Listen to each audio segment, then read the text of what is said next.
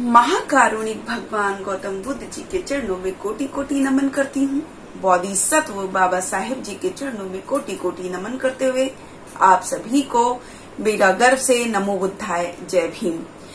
साथियों, जैसा कि हम सब जानते हैं कि हमारा बुद्ध और उनका धम्म की एक सीरीज चल रही है, तो इसमें हमारा तीसरा खंड चल रहा है और तीसरे खंड के चौथे भाग के छठे अध्याय की आज हम बात करेंगे, जिसका टाइटल है कि कल्पना पर आश्रित या कल्पना में विश्वास करना, निराधार कल्पना में विश्वास करना धम्म नहीं है, ये धम्म का पाठ नहीं है।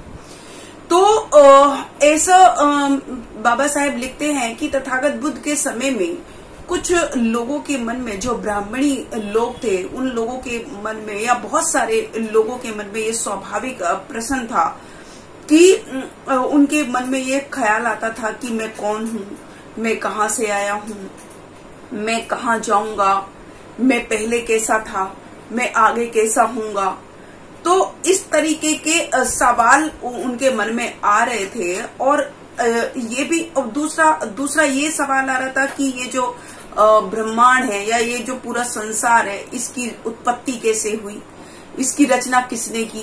तो इस तरीके के सवाल जो है लोगों के मनों में थे। उस वक्त ये सामान्य प्रश्न थे, सबके मन में ये सवाल थे। तो इस पे पहले प्रश्न का जो उत्तर है वो ये कहते थे कि इंसान को भी और इसमें जितनी भी सारी चीजें हैं वो सब ब्रह्मा ने बनाई हैं, वो सब का निर्माण जो किया है वो ब्रह्मा ने किया है। और दूसरे जो सवाल का कि ब्रह्मा की या संसार की उत्पत्ति कैसे हुई, तो उसका उत्तर या उसका जो उत्तर लोगों ने दिया या उसका जो वो आंसर समझते थे, वो यही समझते थे कि ब्रह्मा जो है अनंत है, ये प्रजापति है, इसका कोई अंत नहीं है, इसी ने ही सबकी उत्पत्ति की है। इस तरह के सवाल उन लोगों के मन में आते थे। लेकिन इस तरह के सवालों का तथागत बुद्ध ने इसको धम्म का पाठ नहीं कहा और उन्होंने कहा कि जो इस तरह के सवाल करते हैं और जो इस तरह के सवालों के उत्तर देते हैं वो विकृत मानसिकता के होते हैं। तो ऐसा उन्होंने कहा कि वो छोटी मानसिकता कह सकते हैं कि इनकी जो मानसिकता है वो सही नहीं होती। वो कुछ भी, किसी को भी कुछ भी आंसर देते हैं भ्रमित करने के लिए, अपने आप को सिद्ध करने के लिए वो कोई भी उत्तर उस सवाल का देते हैं। लेकिन तथागत बुद्ध ने इन सब चीजों को स्वीकार नहीं किया, उन्होंने इसको धम्म का पाठ नहीं कहा। अब उनके जो समकालीन थे, क्योंकि तथागत बुद्ध जो ये उनकी जो अवधारणा थी वो ये थी कि इस तरह के जो सवाल जो करते हैं उसका जो उत्तर देते हैं उसको सर्वज्ञ होना चाहिए, यानी कि उसको सभी चीजों का ज्ञान होना चाहिए। और ऐसा इस संसार में कोई भी नहीं है जो सब कुछ जानता हो। यानी कि एक समय में अगर किसी ने एक सवाल उससे कर लिया तो ये जरूरी नहीं कि उसका आंसर उसके पास हो। यानी कि सभी चीजों का उत्तर एक इंसान के पास होना ये बिल्कुल भी जरूरी नहीं है और ऐसा हो भी नहीं सकता। अब उनके जो समकालीन थे, उनके समकालीन ने भी अपने धर्म को इसी चीज पर, कल्पना पर ही आधारित किया। उनके मन में भी यही सवाल थे कि मैं जो है कौन हूँ, मैं कैसा हूँगा, मैं आने वाले समय में कैसा हूँगा, मैं कहाँ से आया हूँ, मैं कहाँ जाऊंगा, या मेरी उत्पत्ति कैसे हुई, मुझे किसने बनाया, मेरा निर्माण कैसे हुआ, या इस तरीके के बहुत सारे जो सवाल थे उन लोगों के मन में आते थे। तो इससे उन लोगों का समझ में और दूसरा ये, तो उन्होंने दो चीजों पर अपने धर्म को आश्रित रखा, एक तो आत्मा पर और दूसरा संसार की उत्पत्ति पर। इन दोनों के आधार पर, इन दोनों के सिद्धांत के आधार पर उन्होंने इस चीज की, अपने धर्म की, मतलब अपनी सिद्धांतों की रचना की, जो कि बिल्कुल निराधार थी, जो कि असत्य थी, जो कि एक कोरी कल्पना थी। क्योंकि तथागत बुद्ध ने इसके लिए 3 सिद्धांत बताए कि सबसे पहले तो उन्होंने कहा कि इस चीज का कोई मतलब ही नहीं कि मैं कहां से आया हूं, कहां जाऊंगा, मेरे साथ पीछे क्या हुआ, आगे क्या होगा, इस बात का कोई मतलब ही नहीं है। उन्होंने ये कहा कि ये जो चीजें हैं ये मतलब ये धर्म का पार्ट नहीं है, ये धर्म का अंग नहीं है, और ना ही इस चीज को ना ही इन सिद्धांतों को अपनाने योग्य तथागत बुद्ध ने बोला। पहला जो तर्क उन्होंने दिया, इस चीज के लिए उन्होंने 3 तर्क दिए, और पहला तर्क में उन्होंने ये कहा कि ये जो है धर्म का आवश्यक अंग नहीं है, इसकी धर्म को कोई जरूरत नहीं है कि इंसान कहाँ से आया है, वो कहाँ जाएगा। दूसरा जो उनका तर्क था वो ये था कि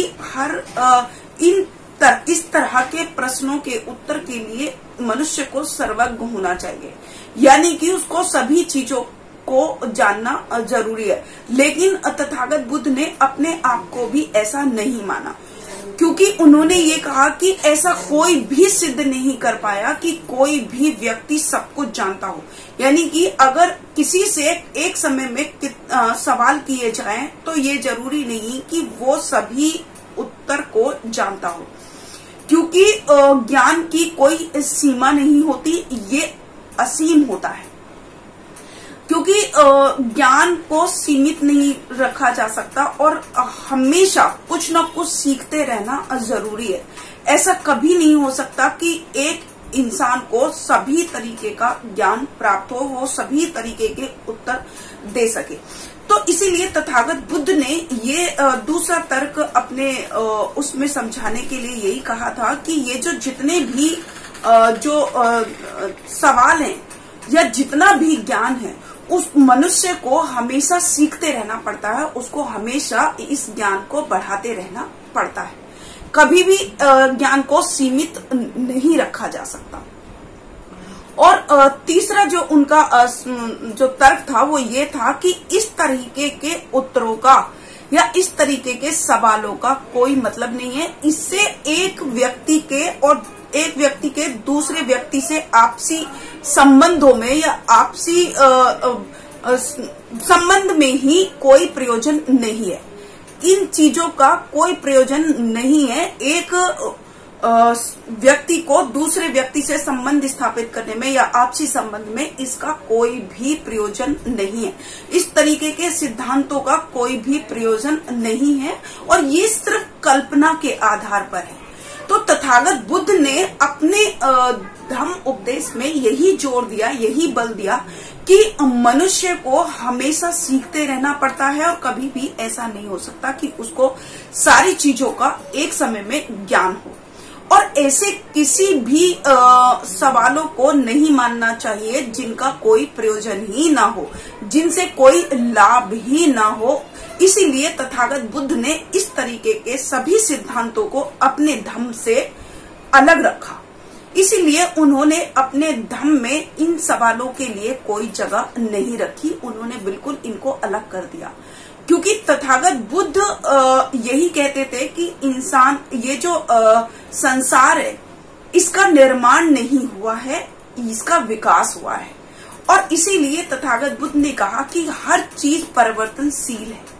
जो एक क्षण में मतलब हर क्षण परिवर्तन होता है।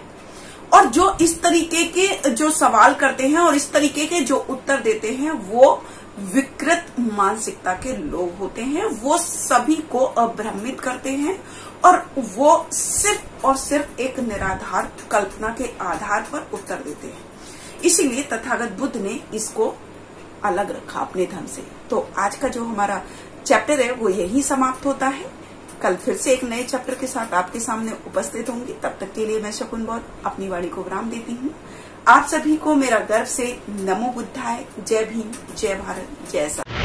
अगर आपने अभी तक हमारा चैनल सब्सक्राइब नहीं किया है तो सब्सक्राइब करें और घंटी का बटन बिल्कुल भी दबाना ना भूलें ताकि सभी लेटेस्ट खबरें पहुंच सकें आप पे सबसे पहले। अगर आपने अभी तक हमारा चैनल सब्सक्राइब नहीं किया है तो सब्सक्राइब करें और घंटी का बटन बिल्कुल भी दबाना ना भूलें ताकि सभी लेटेस्ट खबरें पहुंच सकें आप पे सबसे पहले। अगर आपने अभी तक हमारा चैनल सब्सक्राइब नहीं किया है तो सब्सक्राइब करें और घंटी का बटन बिल्कुल भी दबाना ना भूलें ताकि सभी लेटेस्ट खबरें पहुंच सकें आप पे सबसे पहले।